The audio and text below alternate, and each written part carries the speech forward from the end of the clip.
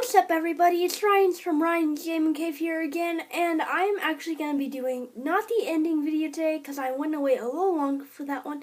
Today, I'm actually going to be explaining who exactly are the Black Order, what they're going to be like in this movie, and who are they going to be possibly fighting. Are they going to be splitting up into teams? And if so, what are the teams going to be fighting, and who will be on those teams?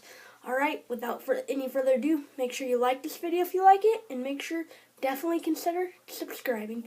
Alright, enough of me talking. It's more time for me to talk about Marvel talk. Let's get into the video. So our first member we're going to be reviewing is Corvus Glaive, which is a deadly adversary, but they're all deadly, so hey. So Corvus is actually one of Thanos' probably most favorite lieutenants, and it seems like he's actually Thanos' second in command. It also seems like Corvus Glaive also has a brilliant tactician mind and can also come up with some pretty devious plans. Now, Corvus' weapon of choice and his centerpiece of power is actually his staff, which is pretty incredible, and here's why. In one of the Marvel comic books, Corvus actually got blown into bits, but this is when things get interesting. Now, after the explosion, his staff actually put him back together he didn't explode at all, which is pretty cool. His staff can also walk the floor with X-Men, as in the one comic, we actually see him stab his staff right through Wolverine's hard skin.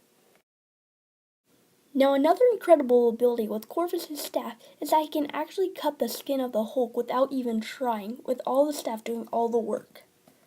Now, it looks like in Infinity War that Corvus is going to use his staff to try to take out the Mind Stone out of Vision to offer to Thanos. Our next dangerous character for the Black Order is Proxima Midnight, which is actually a pretty cool universal name. So Proxima Midnight is actually the wife of Corvus Glaive, who we just reviewed, and is actually a pretty cool character. So her backstory is that she actually did a one-on-one fight with Thanos and actually lost, but Thanos actually took her to see the potential in her. So her weapon of choice is actually a spear that she throws that can shapeshift and never misses. There was one time, though, that Captain America was able to use his reflexes to dodge her staff, which enraged her. And as we see in a scene from Infinity War, she looks like she throws her spear at Captain America, and like the comics, he does dodge it. But this is actually a big deal, but not a surprise, because this staff was actually forged by Thanos, and it always hits someone, but it didn't hit Captain America. Now, I think it will probably be really exciting to see what Proxima Midnight's spear can do and what the character is like. I'm really excited to see all the characters, but I think she'll probably stand out too. Now, the third member of the Black Order that we're going to be reviewing is Ebony Maw, which is sort of not a fighter. Now, like I said, Ebony Maw is not like a fighter. He's actually a tricker and deceiver, so anything he says is basically a lie. In the comic books, Ebony Maw uses powers on Doctor Strange to make him think that he was an ally by telling him where the Time Stone is, but he was actually doing it for Thanos.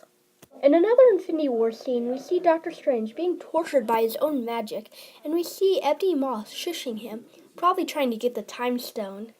Ebony Maw also seems like he's doing whatever it takes to make sure his master is happy, including involves his own death. Another one of Ebony Maw's abilities is to make sure that his teammates are doing the right play and not falling into a trap. But I think Ebony Maw will probably be another standout of the Black Order because of his mental intellect and his ability to persuade people. Our next and final character of the Black Order is Obsidian, which is the big brute of the Black Order. So here we have the big brute of the Black Order, which is Obsidian, also known as the Black Dwarf, which is also the brother of Corvus Glaive, and I'm guessing he will be a big part of Infinity War for the bad team. So some of the powers this big brute has is, as you can imagine, super strength, and he also has invincible skin. In a way it is, but he's mostly relied upon on strength and brute force. So this guy is basically a brute, because in the comics books, Thanos actually let the Obsidian lead a whole army of Outriders to fight the Wakandans in the comic books. In the movie for Infinity War, I personally think that Obsidian will be leading the Outriders right on the Wakandan shield, breaking it, and actually having some good battles with some of the main characters of the Avengers. I would also think it would be neat if we saw in Infinity War, Cole Obsidian face off with the Hulk. I think that would be really cool seeing two brutes facing off on each side. But I have to say, this Black Order member is going to get me really excited. I cannot wait to see what it looks like on the full screen. And I can't wait to see what he does, who he fights, or what he does. So let's get on to what teams they might be on. So now that we're done talking about the Children of Thanos, I'm going to think what they're going to be splitting into teams. I think Ebony Maw and Cole Obsidian are going to go after Iron Man's team with Spider-Man, Star-Lord, and Doctor Strange, etc., etc. And I think Corvus Glaive and Proxima Midnight will be going after Cap's team with Vision and Scarlet Witch, etc., etc. But those are the teams I think.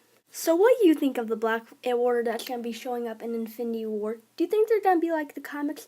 And if so, what Black Order member do you like the most, and which one would you think you would be? Alright guys, might do another video soon. Alright, until then, make sure you stay tuned.